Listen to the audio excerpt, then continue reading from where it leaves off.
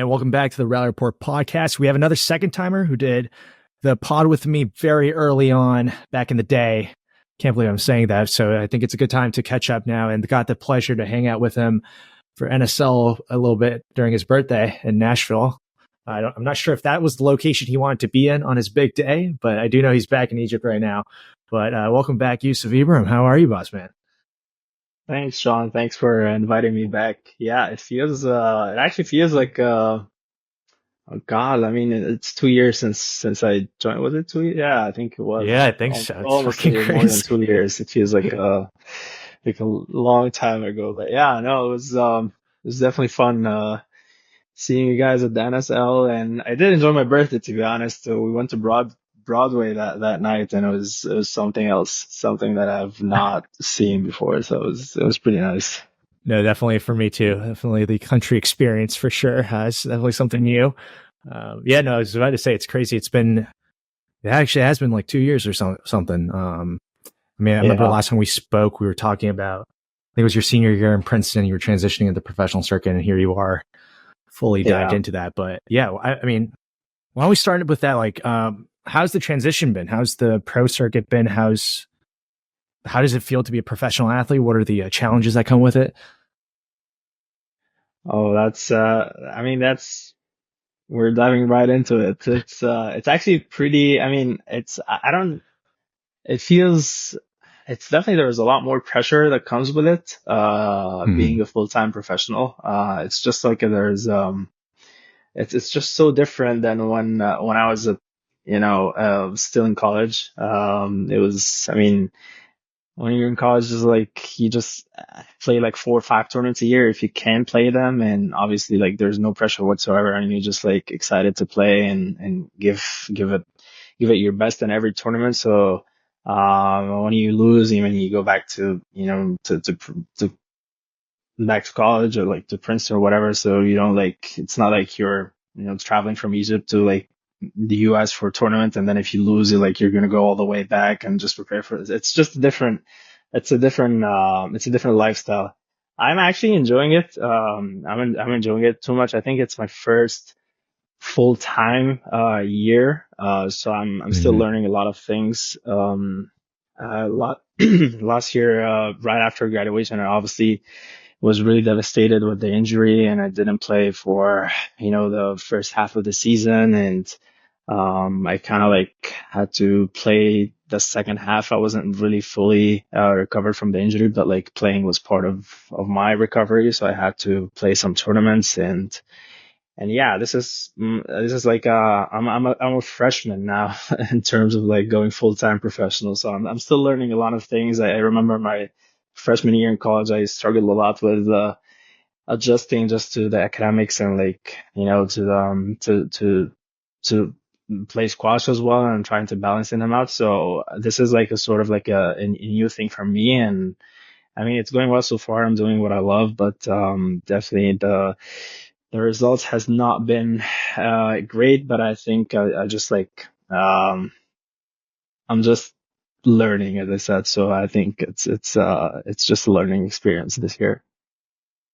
So I was going to ask, did it honestly, we'll go into a lot of it, but did it fuck with you a little bit when you had that unbelievable run in Windy City, and then you're like, okay, I'm graduating, I'm about to jump into the tour, and then you're already like moving up the rankings. I think you were up to 11 at the time, and then you got hit with the knee injury, and then coming back, are you like taking it slowly, or was there moments where you were like, why on earth am I not winning every match I should be winning? Did it like screw with you a bit? How was that returning back? Yeah, that's actually a great question, because I overthought about it too much. I think when I was hit with this, I mean, I obviously didn't think it was that big of an injury when I had it. I knew I was injured, but then in the summer I said like I'm gonna go to the doctor, and probably I'm just gonna stay out for maybe 3 weeks to a month, and I'm gonna get recovery. But then I heard a lot of suggestions from orthopedic doctors saying like I have to do surgery, and obviously I had the injury in both knees, which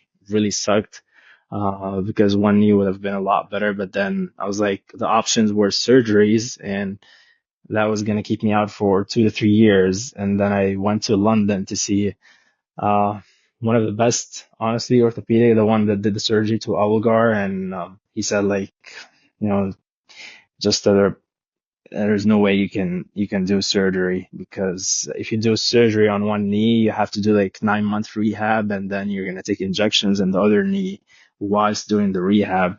And if it didn't work out, then you might have to do another surgery in the other knee and do like 9 month rehab for that knee as well. So it was like Jesus. it was pretty horrible to hear those things. And I think I was really emotional when I heard the news, because I was actually really excited to just, go full time, and actually I felt like really in the zone. I mean, I was playing really well in my senior year, and I felt like everything was just coming together in terms of like my mentality and my basic game. And I was feeling like every time I go on court, I'm just really happy. So I was really just excited to play.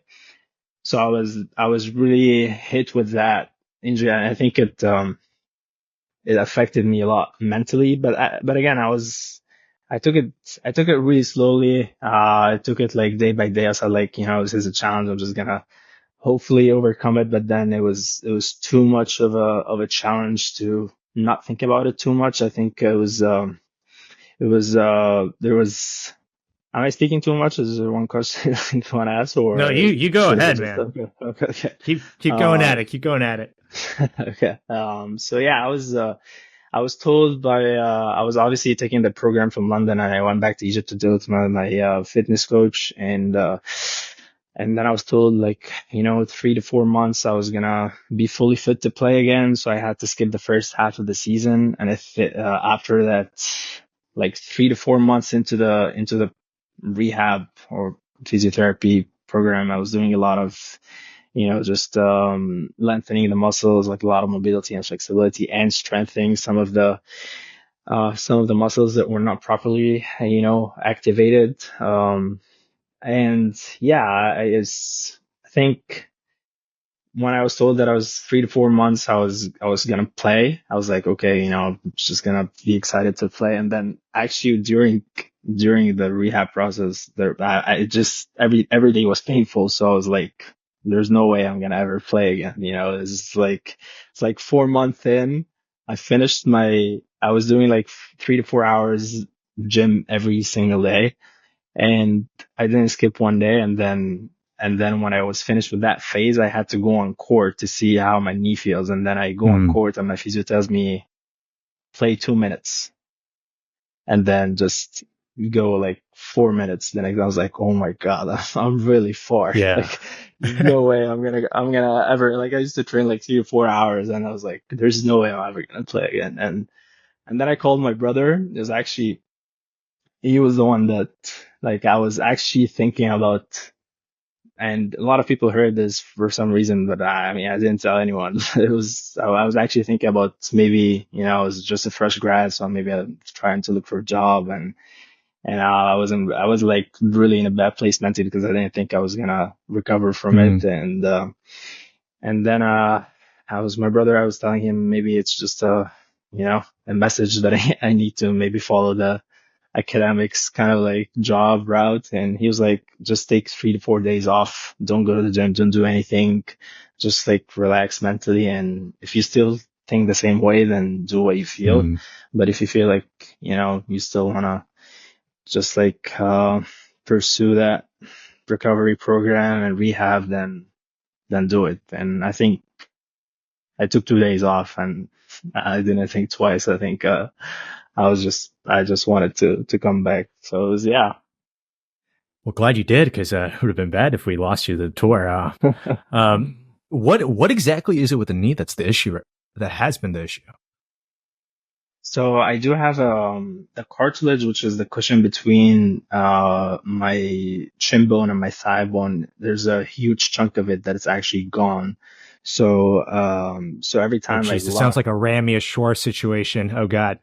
Yeah, yeah, it is. But I think Rami took a lot of steroids, which this is sort of like it's like a strong cortisone shots, which is not the way. I mean, steroids it should be part of the rehab, but it shouldn't be taken as something that just would elevate the pain and you just take it temporary. You just have to take it Hmm. to actually try to do the rehab, because sometimes you can't even do, the rehab because it's too painful. So I took a cortisone shot when I was in college to be able to finish that senior year, but it didn't actually work. I mean, I was told it was going to work for 6 months, and it only worked for 2 days.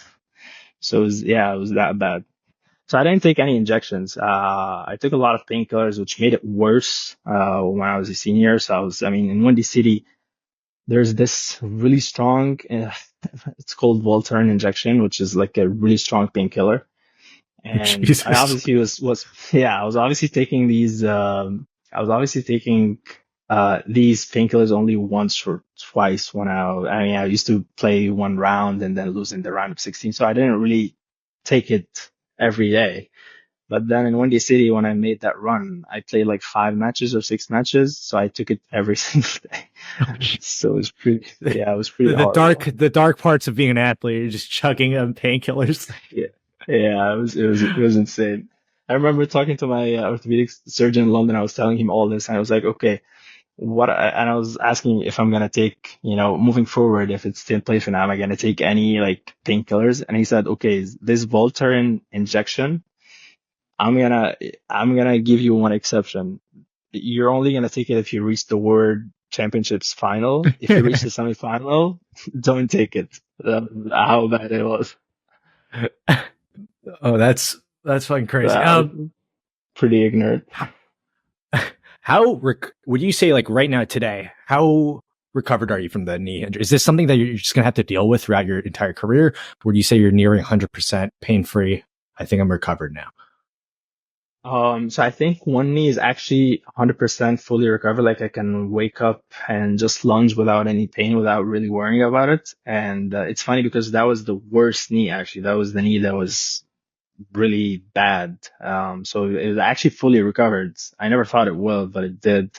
My left knee, which was not as bad when I got injured, but now it's not fully recovered yet. But I think I mean, when I do play those tournaments, I really just, you know, manage my weight load in the gym and before that. And I try to just, not play too much because it still gets really stiff and it gets really sore when I do overtrain a little bit. So I think my left knee, I think it's something that I just have to manage. I don't think it's ever going to go away. Hopefully it does, because my right knee pain actually went away and I never thought it will.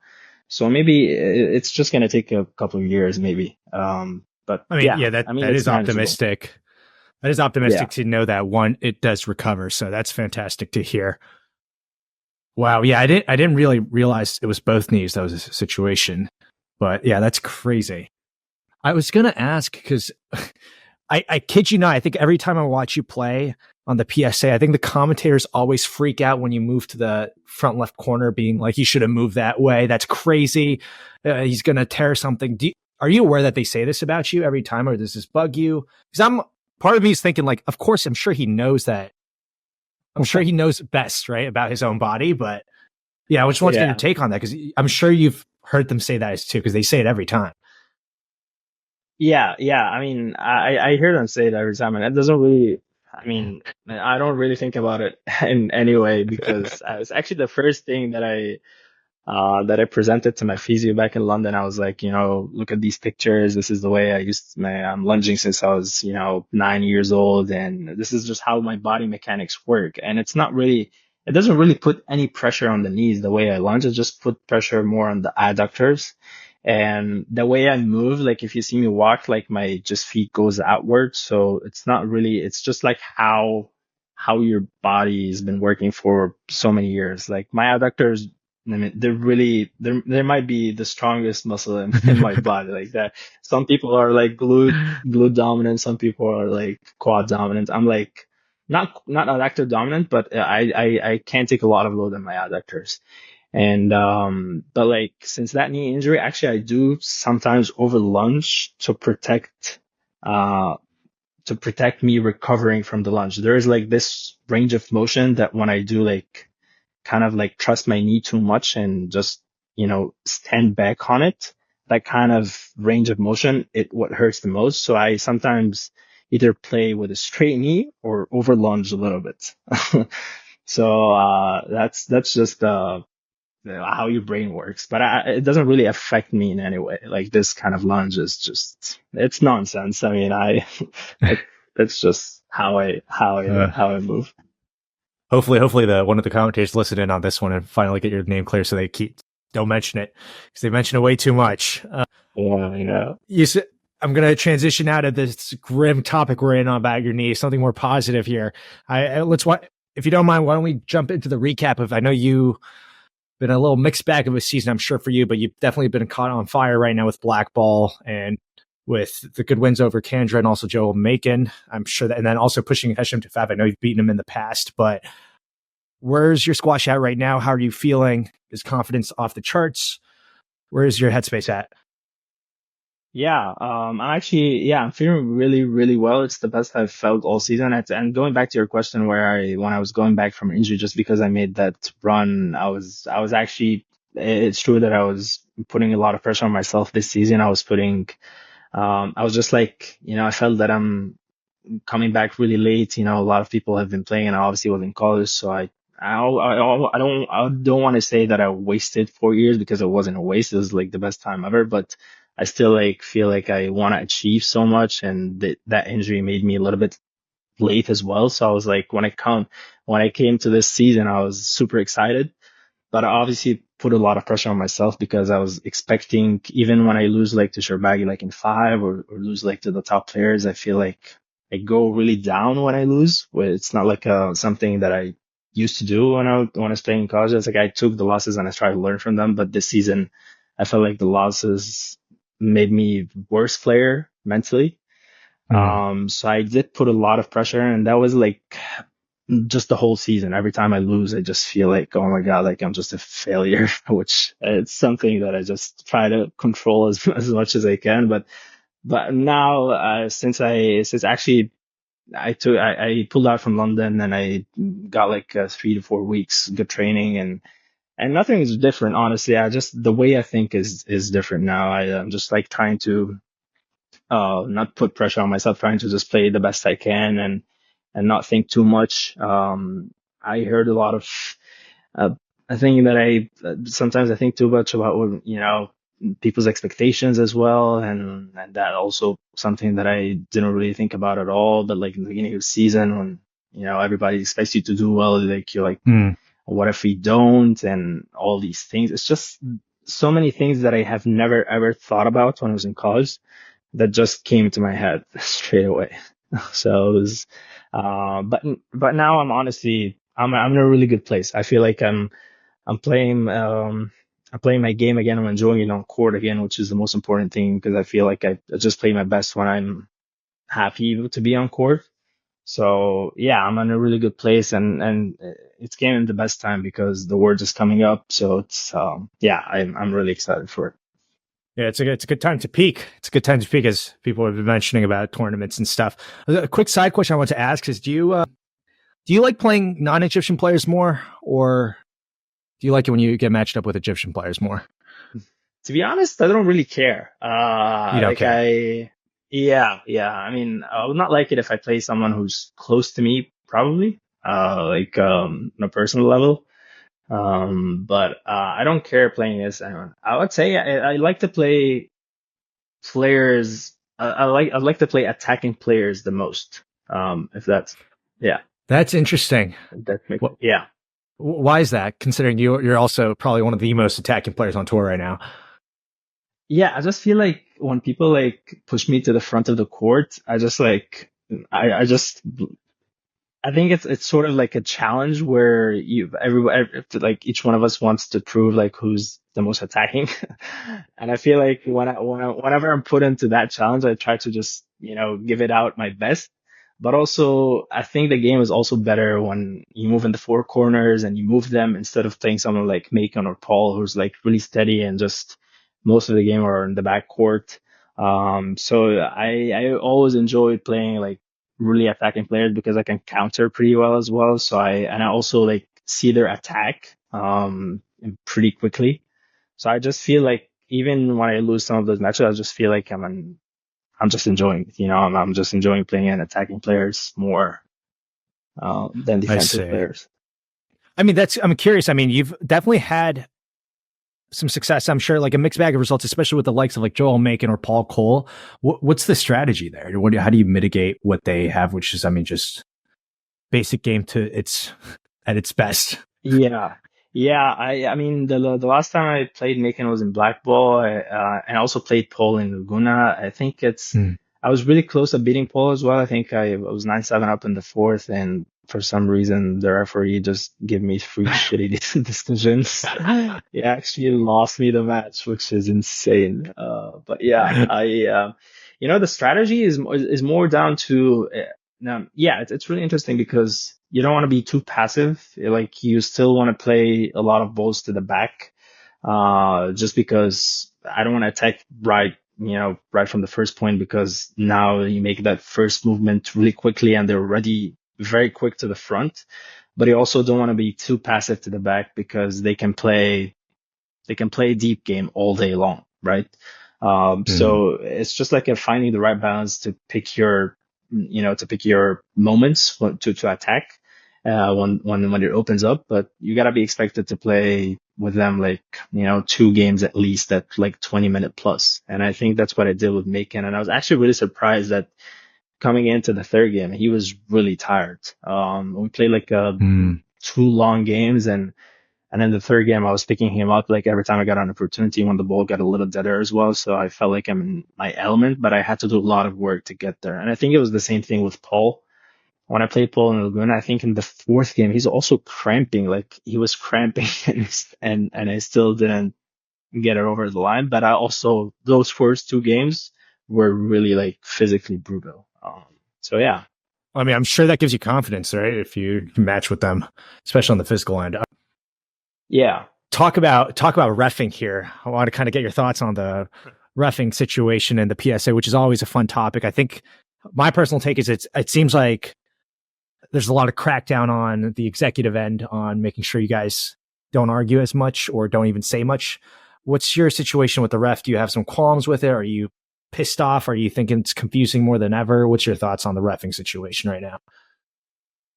God, I already have 2 fines, man. I already have to pay. Yeah, We don't. I didn't know you got. I didn't know you were fined already. Is it from arguing with the rest, or you publicly saying something out loud? Yeah, I think I publicly spoke out against the referee, and I also broke my racket in one of the matches against Gawad in the fifth in Pittsburgh. So yeah. Anyway, yeah, we can move on. I don't. Yeah, I don't mind. I think the thing is with the refereeing, it's really subjective. And I think what's really bad is that every decision, you just don't know what you're getting. And that's really bad because any decision can be the 3 decisions. And so what are we doing? It's just it's just like how I literally don't know what their decision is going to be. And I don't mind if the referee is like bad, but he has a line that he's taking, right? Like he's consistent with that, so that as a player, you play that shot, you're gonna get a penalty against it. Like for some reason, if he gives like cheap strokes, but that if you're gonna play that shot, he's gonna give it a stroke. So that's the line he's taking. My problem is the referees that are just in the same situation, different decision every time. And I just feel like it's really hard because as players, we definitely know more about the game than they ever will do because we played the game at the highest level. So if I ref a match, I'm not going to hesitate in any of the decisions. At least I'm not going to make a horrible decision. No way. At least I'm not going to make a horrible decision.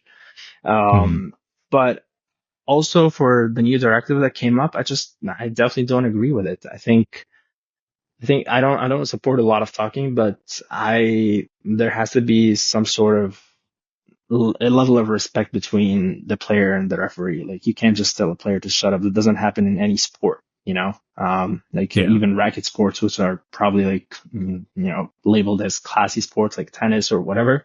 You just see, even if he gives you conduct, like it has to be like in a respectful way. And some referees, they're like, if you go to Olympics and you see like them treating the players like this, it's just a bad look to us. And I just don't agree with it. Is there a discourse amongst players and the PSA to be like, hey, I don't think this is right? Do you guys have a voice of that, or is it not really between the players and the PSA?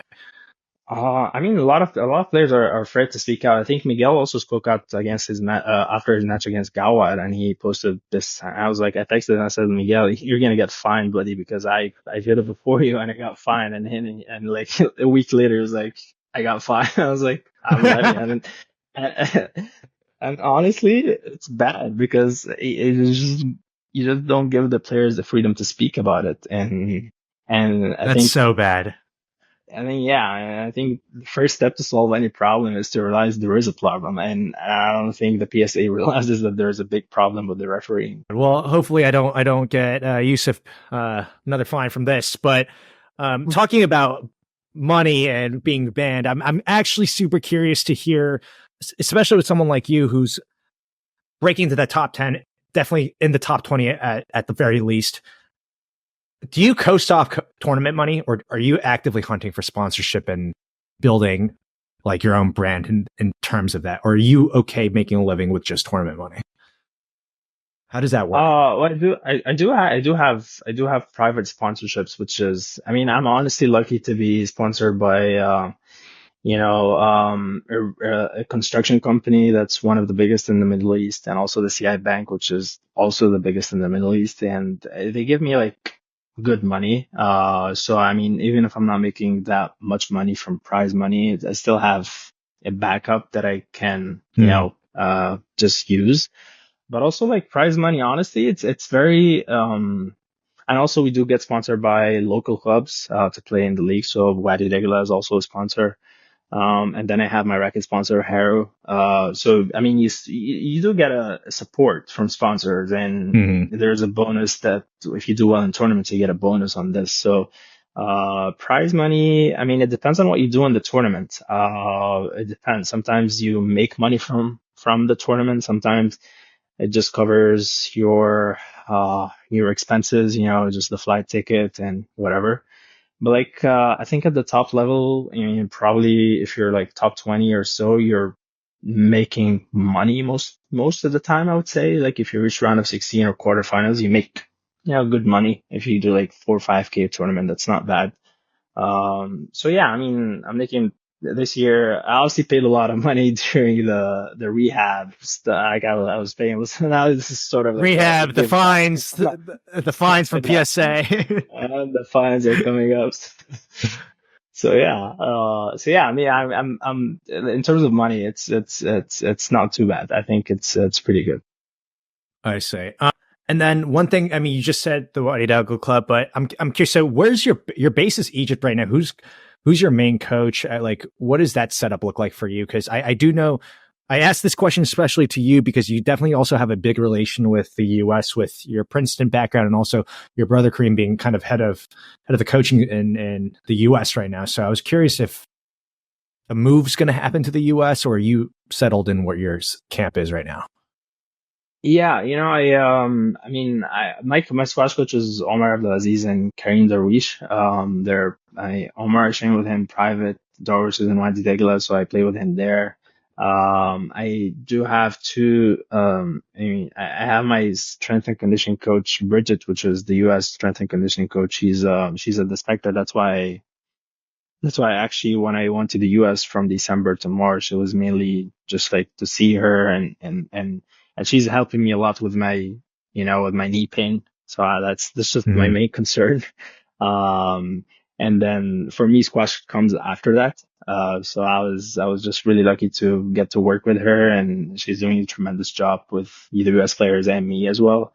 And, but in terms of like squash, I do have my strength and conditioning coach here too, which, helps me also with, the endurance side of the strength and conditioning, like ghosting and running and all that stuff.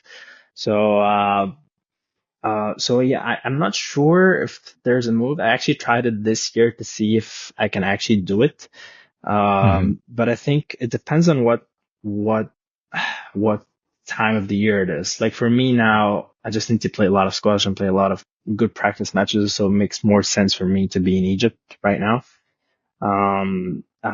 But also, and also I'm in a really good place physically. So my knee is not really hurting a lot. So I can work virtually with Bridget and my strength and conditioning coach here, Hamad. So as long as I do have the whole package, or not, I won't get the whole package obviously, but I think as long as the pros outweighs the cons in a place, then I'm gonna stay in that place. And I think for me now, it makes more sense to be in Egypt. Makes sense. I mean, I'm curious to ask, especially with the squash rule, I think a big headliner is how there are certain players who move coaches, who have different coaches. I mean, coaching is a big celebrity name, I think, in the squash world as well. And I was curious, are you the type of person that if things don't work out, are you more likely thinking of like, I need a change in my team, I need a change in coaching, I need a different outlook? Or are you more of like, I kind of like just sticking with my own, like one coach, if that be Darvish or someone? Oh, I'm emotional when I do get attached to some, like my team that I do like. Like I always think it's all comes down to me. I mean, I obviously have my team, which helps me a lot, but I think it all, in terms of winning or losing, every match that I lost, I do know why I lost it, and I cannot blame my coaches for it. So I'm not thinking that, oh, they're not giving me what I'm expected, because at the end of the day, I just feel like I'm the first person who's responsible for my own results. So I don't feel like, oh, if my results are not going my way, I have to blame someone else. So I don't really, also, it's hard for me to leave a coach that I actually love on a personal level as well. So it's hard for me to change coaches because I just feel like I love them on a personal level, but also I don't think they're the ones that are responsible for my losses. If that makes sense. I always know why I lose, and I always know like what the potential can be. So I'm just gonna be patient with all of it. Yeah, I mean, it's quite the accountability on your end. I'd be remiss not to have this conversation with you, Youssef, about your little budding rivalry with Shorbagy, Mohamed EL Shorbagy. Over the years, I know you definitely leapt up to that quick head-to-head leap of 3-0, and he's been coming at you. But it seems like when you two play, you guys either go to 5 or bring the best out of each other, and you guys I've definitely seen some feisty battles as well, where it seemed like some trash talking was involved as well. But I'm curious how that relationship is, and why you felt that you've initially had so much success over him, and the whole dynamic there. I actually, the first time I beat him, it was sort of like my breakthrough in Qatar. I actually played really well that match. I was not, it was actually during COVID years. I was a junior, and I was, studying at home. So I was able to get to train. So I mean, I played really well. I think the court suited me a lot more than it suited him. I felt like he couldn't really read my game as much. Like those holds that I do, sort of like start his movement a lot, which he does not like.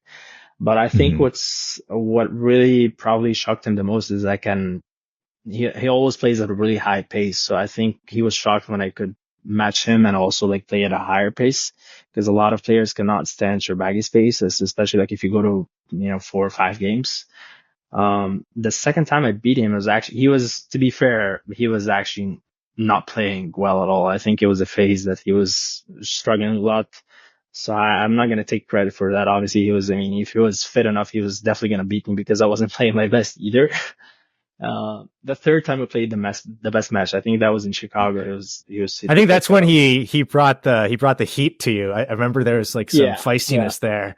How'd you handle that? Because that must have thrown you off. Yeah, actually, I do love. I mean, I was surprised. I was actually shocked because, I didn't encounter anything like that. But the thing is, I do play my best when I'm angry. So he made me really angry. And even though every game was super close, I was like, I'm not gonna go off this court with a loss. Like, there's no way. And and it surprised him, because every time he does that, he always wins. I mean, I've watched him obviously like hundreds of times, and I've seen him when he, just get to players, mind games and stuff. So I was like, I'm not gonna fall for that. And that game was actually really, really, it was very tense. It was really tense throughout the whole match. Yeah, I remember that. And you're not one to back down. You're not one to back down. So that's funny to see, especially as someone who seems as calm as you are or as laid back. But that was fascinating. I guess one of the, as we wrap up, I wanted to ask what's the next step for you? What's the big goals? I know World Champs is right next week. So how's the draw looking for you on that end and all that? Yeah, I mean, I think my draws is okay. I mean, it's the World Champs is gonna be like a tough draw for, everybody. So, I do play, I mean, my draw is not bad at all. It's like I play Shahjahan first round and, to play, I think Nick Wall or Juan from Colombia. And whoever gets out in that bracket plays Diego in the round of 16. So it's not a bad draw for me because I like to play Diego, honestly. I mean, I played him a couple of times and it was always close and I wasn't playing my best. So yeah, now I feel like I'm really in a good place and with my squash and with my, overall game. So, yeah, I'm just gonna try to enjoy it. I talk to, I mean, a lot of top players, they all, like, sometimes they throw me up as like, you can, it's like, we're not gonna be surprised if you just win the world champs or something. Like, you're not gonna be surprised. You're the type of player that can, win a tournament off the bat and just don't win that many tournaments in the whole season. I was like, I mean, that's a compliment, or something. Yeah, it's just really bad. So yeah, I'm just like, I'm not gonna think about what's being said. I'm just gonna take it step by step. It's a long tournament as well. It's like, you play a match and then you take a day off, and I think it's like this until the semifinals. So it's a really long tournament. So yeah, I'm really excited for it. I think, yeah, I'm really excited for it. And hopefully, I'm sure the doctors are at alert right now during these World Champs with Youssef chugging those painkillers if he makes it to the finals. So I'm sure they're on alert. But but NSL, I can't not talk about NSL right now. Are you okay with the scheduling with the NSL and all that, or are you slightly like, oh fuck me, I got to go back and forth, or is that going to be fine? Yeah, I was actually, I feel like I'm playing really well and training really well. So I wanted to take the momentum and just like, as I said, like I need a lot of practice matches from here until the Worlds. So I just didn't want to sort of like, stop that momentum and go play. And I had two matches. I had one on the 27th and I think I had another one on May 3rd. So if I had to go, I would have had to stay the whole week in the US instead of just going back and forth. But then if I played the match on May 3rd, I wouldn't be back to Egypt until May 5th and the tournament starts May 9th. So I wouldn't get much training. So I talked to the owner. I said like, I'm going to try to do one match. I'm just going to hopefully do the most important one, which we play at home, the first one. And it's also a really big event and the whole club is coming and they obviously want to see me and all that stuff. So I said like, I'm going to do it and just go back to Egypt right after. So I'm flying on the 26th. I'm coming back to Egypt on the 28th, just to be able to get like 2 weeks of good training before. And I think it's not bad. If I do that, then it's not bad. It would have been harder if I had to stay the whole week in the US. Yeah, I mean, it is exciting, and it's also, I guess, it is a responsibility as the number one pick of the league. There's a lot of people wanting to see you, the big name of the league right now. But I'm curious to hear: are there any players that you think, hopefully, as that initiative grows, where it's like team-based squash or draft-based squash, do you see any other Egyptian players or any big names that you think might be attracted to this type of formatting that was not a part of the NSL this year? Yeah, a lot of them are actually really interested in joining next year. I mean, a lot of them have been, asking me about it, and I think it's a really great project. And as I said, it has a room for improvement. And I know it's already a success because Timmy and Spence told me there's a lot of owners that want to buy clubs for next year, and they have a lot of proposals now. So I mean, it's already going great. If we can sort out what timing it is, because that's when obviously top players and or most players would think about if that how they can squeeze them, in a days that does not conflict with some of the big tournaments. I mean, this is the first year, so obviously it's going to be like a sort of like a